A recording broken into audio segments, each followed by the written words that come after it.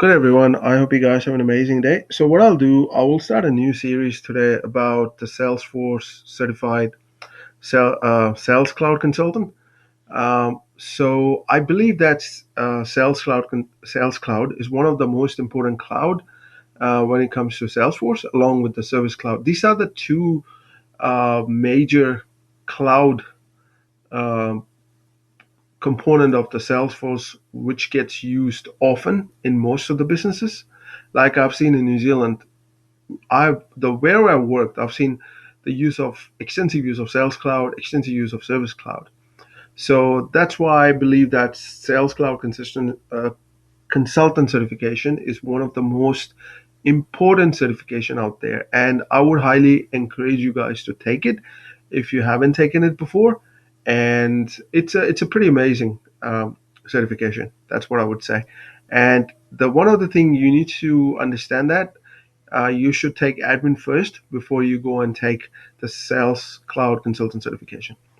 So, what I'm going to do today, I will be talking about the exam guide, which is very important to know, and some of the housekeeping stuff, as usual, what I do. And then after that, I will cover the Sales Cloud Consultant content as we go along with the course, right? So, that's from a free YouTube certification aspect.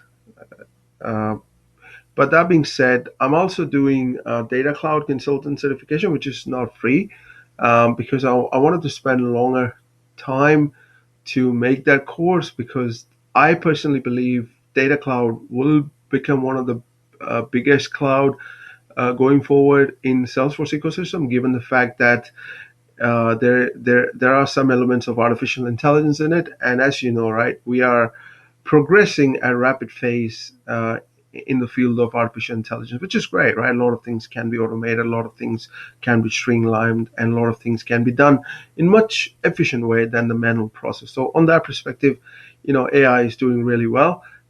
So that's one thing I wanted to cover, and I'm also tidying up some of my existing integration architect course, and then I'm gonna make a data architect because though I was not planning to make data architect certification, but I got a few requests, so which is great. So we'll start on that as well. So that's just a basic overview from what's coming this year. And one more thing I just wanted to mention from a free content perspective, I'm also planning to make Marketing Cloud after this. So yeah, we got a lot of great stuff coming this year.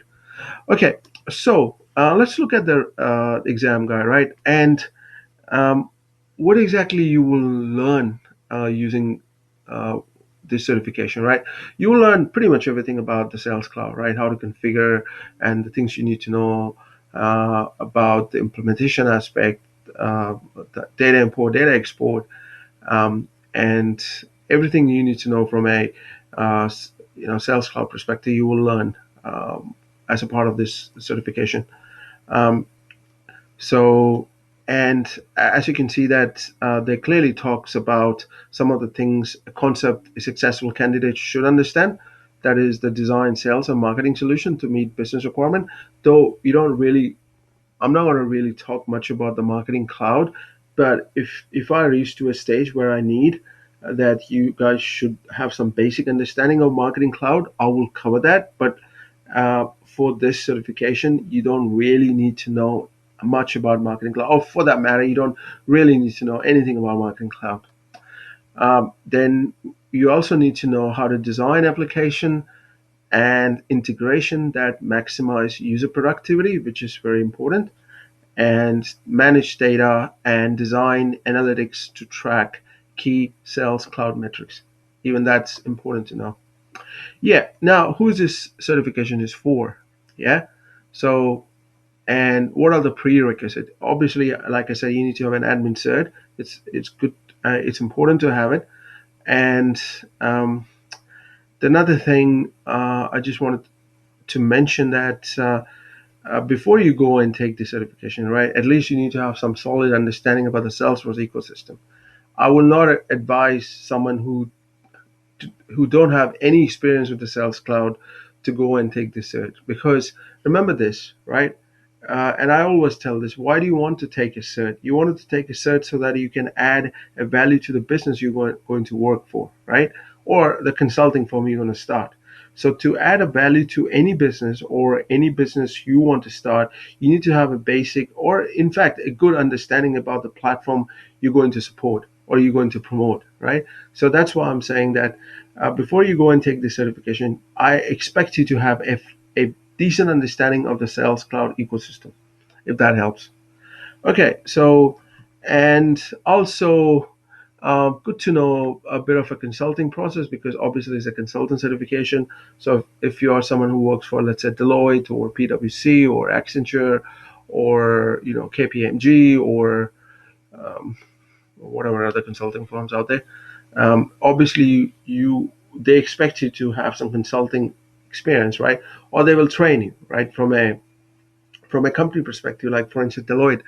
I worked for Deloitte before, so I know how Deloitte is really good when it comes to training the resource, and it's really, at least from a New Zealand perspective, I'm talking about. It's really good, and they train the people. They really encourage, to get trained on different things. So consulting stuff they will teach you if you're not aware of it, and they really fund your training program. So which is really great. So for this certification, at least there's some understanding, though they say solid understanding, but at least I would say if you have some understanding of consulting process, that will do to start with. And you need to have a good understanding of the Sales Cloud implementation. These are the things you will need to have before you go and take the certification. I'm not saying that if you do not have any of this stuff, which is fine, we're going to cover when we go through the course. The only thing I won't be covering is how to train you to be consultant. That's something you need to learn from a different resource. Or maybe if you, like I said, if you're working for a PwC or Accenture or Deloitte or KPMG, obviously your company will be investing the money to train you to be a good consultant. So you can leverage that. Uh, but those of you who are not in the consulting business, there are a lot of YouTube videos out there who explain to you how to be a consultant. Right? I've been a consultant for a long time, and the key thing I will tell you to be the quality of a great consultant is that you need to understand the client requirement very well, and you need to have a good negotiation skill. That's the stakeholder negotiation. You should be very competent to translate a client requirement into a business process or into technical solution. So the few of the things, like even in the consultant space, you could be a tech consultant, you could be a functional consultant, or you could be a technical consultant. Functional, right? Okay. Anyway, sorry, I digress, but I just thought I will give you a brief idea about what it means.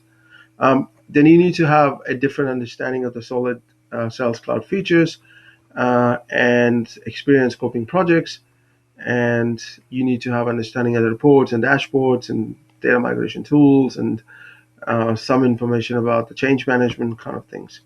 And also, you will need to have some understanding how to create a statement of work, because if you're a functional consultant, right, they expect you to create statement of work. Even for it, they expect the same from a technical consultant as well. So that is a good thing, I would say.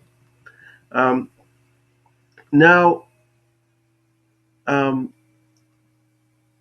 what's the advantage of taking this certification, right? What's the expectation of a customer when they see a consultant having this certification, or when they see that you are someone who claim you are someone? I mean, if they see you are someone with Salesforce experience, especially with the Sales Cloud consultant experience, what is the expectation a customer would have uh, from you, right? So first thing, they should, all of these things, what they mentioned: guide a consulting project from inception to completion, manage the development and delivery process, define and interpret KPIs, instill client confidence, troubleshoot, unexpected system behavior, anticipate and mitigate risk, prioritize and escalate customer issues. These are the things they expect you to know and expect you to have before they even hire you to work as a consultant. So uh, that's why I would say that this is a pretty amazing certification, and it's good to have this certification. Okay, so um, who this certification is for, and it could be for anybody, right? Could be for it's useful for even for an architect. It's useful for a tech consultant, useful for a functional consultant, business analyst, project manager, um, system administrator, delivery manager, right? You name it.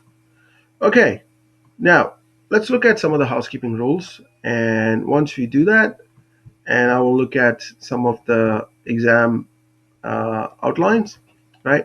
So from a housekeeping rule perspective, uh, this exam costs you 200 US dollars, and the retake is $100 for whatever reason if you fail, which I hope you won't. And the multiple choice questions, you got 60 multiple choice questions, and time allowed to complete this certification is 105 minutes, and the passing score is 68.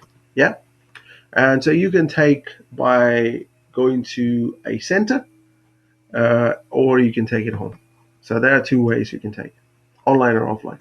Okay, so let's look at exam outline. So first one, sales practice, which is 11%. So it talks about, given a scenario, access of factors that influence sales metrics, KPI, and business challenge.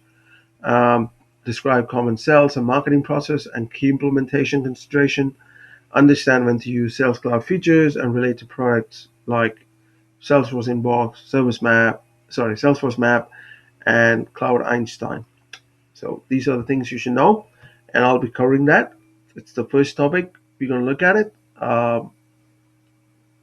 and it carries 11% weightage. Then implementation strategies, that's a 13% weightage.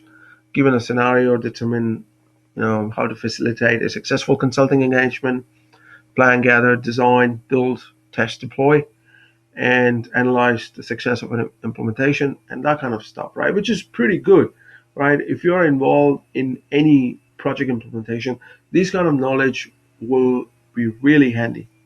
So it's 13%, and application of product knowledge. That's where your knowledge about the Sales Cloud will come into equation. Picture lead to opportunity, to code, to close, to order, and he talks about opportunity products, price books. Going to talk about implementation consideration for multi-currency, advanced currency management. Let me talk about lead management. So the top one is 18%, lead management 7%. New campaign capability and managing leads kind of stuff, right? Then we talk about accounts and contact management, which is 11%. So how the ownership of account and contacts drive related access to related records. Describe the impact of account hierarchy on visibility, maintainability, and reporting. So that's another thing. So 11%. Then we have opportunity management, which is 10%. Then we have sales productivity integration. That's 8%. It usually talks about Slack, Quip, and Chatter, etc. Then you have consulting practice, 7%, right? Use case from a client.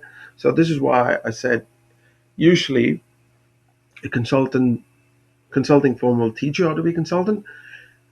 This certification will not teach you exactly uh, how to say the skills you need to become a great consultant. That's something I don't expect you to know from this certification, but at least you'll know a bit about it, like analyze and prioritize valid use case from a client, understand the consulting project's lifestyle. A basic overview you will understand, right? So that's 7%. Then sales metrics, reports, and dashboard, that's 7%. Data management, that's 8%. So as you can see, it's a very interesting curriculum and a lot to learn.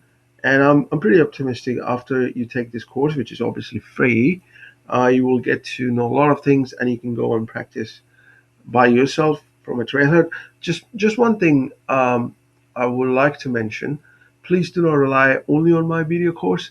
Please do read Trailhead. It's very important. And form a study group, if you can, with your buddies who wanted to take um, Sales Cloud Consultant certification. Discuss different things.